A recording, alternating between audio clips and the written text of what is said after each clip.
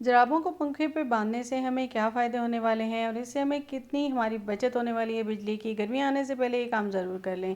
और चने बनाएंगे हम बिल्कुल जी अपने हॉट पॉट में गर्मा गर्म 1 घंटे के अंदर अंदर। और इस तरीके से करेंगे हम छोटे छोटे से काम। बिस्मिल्लाहिर्रहमानिर्रहीम, अस्सलाम वालेकुम। कैसे हैं आप सब? उम्मीद करती हूँ खैरियत से होंगे। बिल्कुल जी, आज लेकर आई हूँ आपके लिए बहुत ज़बरदस्त सी वीडियो। बिल्कुल गर्मियाँ भी आने वाली हैं, रमज़ान भी आने वाले हैं, तो क्यों ना कुछ चीज़ों को हम कर लें फ्रीज़ और इसके साथ ही अपने कामों को कर लें आसान, ताकि जब रमज़ान आए तो हमें इबादत का पूरा पूरा टाइम मिल सके और हम कामों में अपने आप को मत खपाएं।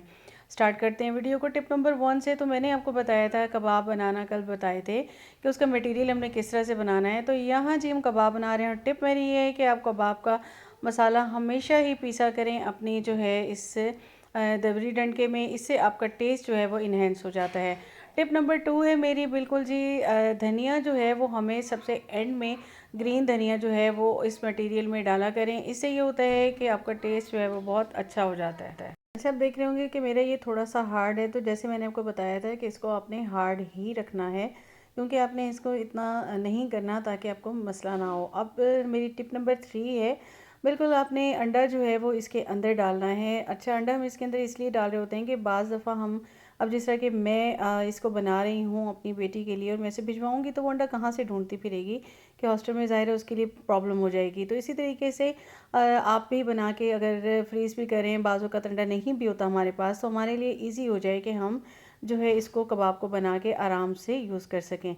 तो अंडे को आपने डालना है अंदर, और क्योंकि हार्ड था मेरा ये मटेरियल, तो इससे ये होगा कि अंडा अच्छे से इसमें मिक्स हो जाएगा। नेक्स्ट टिप है मेरी जी, बिल्कुल अगर आपके पास कोई शेपर नहीं है और आपने बनाने हैं कबाब, तो आपने क्या करना है, इस तरह से आपके ढक्कन होते हैं बिल्कुल जैम वगैरह के, उसको ले लें। उसके ऊपर आपने ऑयल लगा लेना है। ऑयल लगाने के बाद आपने ये लेना है थोड़ा सा बैटर, और आप इसके अंदर डाल के इसको इसकी शेप बना लेंगे। अच्छा, एक टिप तो मेरी है ये, इस तरीके से, और इसके जो किनारों पे एक्स्ट्रा निकलेगा उसको आपने हटा देना है।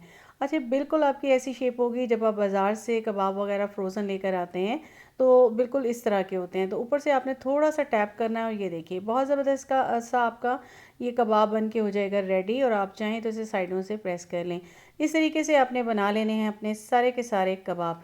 नेक्स्ट टिप की तरफ आ जाते हैं। तो बिल्कुल जी यहाँ पे मैं बनाऊंगी, अगर आप कबाब को हाथों से, अगर आप नहीं बनाना चाहते, इसको ढक्कन में कोई शेप नहीं देना चाहते, हाथ की हथेली पे थोड़ा सा ऑयल डाल लीजिए और थोड़े से मटेरियल को हाथ पे ले लीजिए इस तरीके से, और इसको अपनी दूसरे हाथ की हथेली की मदद से और इस पंजे की मदद से आपने इसे फोल्ड करते जाना है, और जल्दी से आपका ये कबाब बन के हो जाएगा रेडी।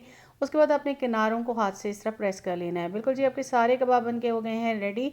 और अब मैं आपको इसकी दूंगी बिल्कुल एक नेक्स्ट बहुत अच्छी सी टिप, कि आपने इसको फ्रीज़ करना है किस तरीके से। आप पहले इसी को उठा के रख सकते हैं बिल्कुल फ्रीज़र में, और 10 मिनट के बाद आप इसको निकाल लीजिए डिश को, तो आपके होंगे रेडी। अब नेक्स्ट टिप की तरफ आ जाते हैं। और फ्रीज़ करने का दूसरा तरीका ये है कि आप इनको निकाल लेंगे और फिर इनको शॉपर में डाल के आप रख सकते हैं। दूसरा तरीका ये है कि आप एक बॉक्स ले लीजिए और इस तरह से आपने ले लेना है बिल्कुल कोई भी शॉपिंग बैग, और उसकी कटिंग कर लें दोनों साइड से, और सेंटर से कटिंग नहीं करनी, उसका फोल्डिंग आपने रहने देना है। अब आपने क्या करना है कि अब आपने इसको इस तरीके से जिस तरह मैं रख रही हूँ, इसमें सारे कबाब आपने रख देने हैं। अच्छा, ये आपके बहुत अच्छे से फ्रीज़ हो जाएंगे, आपस में जुड़ेंगे भी नहीं, और जब आपको ज़रूरत होगी रमज़ान में भी आप इनको ईज़िली यूज़ कर सकते हैं। और क्योंकि मैंने काफ़ी सारे रमज़ान के लिए सेव करके रख दिए हैं, और ये मैं बना रही थी कि मुझे अपनी बेटी को भेजने थे, तो उनके लिए मैं बना रही हूँ। तो यहाँ पे मैं इस तरीके से इस बॉक्स में रखूँगी, और वरना मैं ज़िप लॉक बैग में रख लेती हूँ। और इसका जो दूसरा पार्ट शॉपर का था, उसको आप ऊपर रख लेंगे, और उसके ऊपर आपने फिर इस तरह से कबाब रखेंगे। इसी तरीके से अपने पूरे के पूरे पैक करने हैं, जितने भी हों एक बॉक्स में, जितने भी आपके आ जाएं आपके सेव हो जाएंगे। और बेस्ट तो यही होता है कि अगर आपके फ्रीज़र में जगह नहीं है, तो आप जिप लॉक बैग जितने भी होते हैं वो ले लें, और उसमें इस तरह से आप रखते जाएं और उसके बाद उनको बंद करते जाएं। अच्छा, इसकी नेक्स्ट टिप मेरी ये है कि आपने एक और एक्स्ट्रा शॉपर ले लेना है, और उसको अपने सारे जब आपने रख लेने हैं तो उसके ऊपर रख के आपने ढक्कन को बंद करना है। इससे इसका क्या फ़ायदा होगा आपको? इसका ये होगा कि जो बर्फ़ वगैरह जम जाती है, तो ये इसकी वजह से नहीं जमेगी, और क्या होगा कि जब भी आप इसको कबाब को निकालेंगे, आपके ईज़िली एक एक करके निकल आएंगे। नेक्स्ट टिप है बिल्कुल जी, इसको बनाना भी मैंने सोचा कि आपको थोड़ा सा शेयर कर दूं कि हम चाहते हैं कि बाहर के जो कबाब होते हैं ज़बरदस्त बनते हैं, तो हमारे क्यों नहीं बनते। तो आपने तवे पे इसको हमेशा बनाएं और क्या करें कि सेंटर में ऑयल डालें, उसके बाद आपने अपने कबाब को रख लेना है, क्योंकि फ़्रेश फ़्रेश थे और अगर आपके फ्रोज़न भी हों तो आप इसी तरह से फ़ौरन निकालिए, फ़ौरन ही इस तरह से रख दीजिए। इसकी नेक्स्ट टिप ये है बेस्ट जो कि इसके बनने का होता है कि जब ये एक साइड से हो जाएं तो आप क्या करें कि इसको अब मैंने इसको पलट देना है। अच्छा, मैंने क्या किया है कि मैंने इसके अंदर एग डाला था तो मैंने ऊपर नहीं लगाया। अगर आप ऊपर भी लगाना चाहें तो आप लगा सकते हैं, लेकिन वैसे मैं समझती हूँ कि इतना एग काफ़ी होता है। अच्छा, अब हमने एक साइड से देखें ये कलर आ गया तो क्या करेंगे कि इनको उठा के हम साइडों पे रखते जाएंगे। अच्छा, इस तरीके से आपके कबाब बहुत ज़बरदस्त बनते हैं और ख़ास तौर पे जब फ्रीज़ हुए हुए हों और आपको होता है कि पहले डिफ्रोज़ करें फिर उसको बनाएं तो वो टूटने लगते हैं। तो इस तरीके से क्या होता है कि आपके कबाब कभी भी नहीं टूटेंगे और बहुत ही बेस्ट बनेंगे।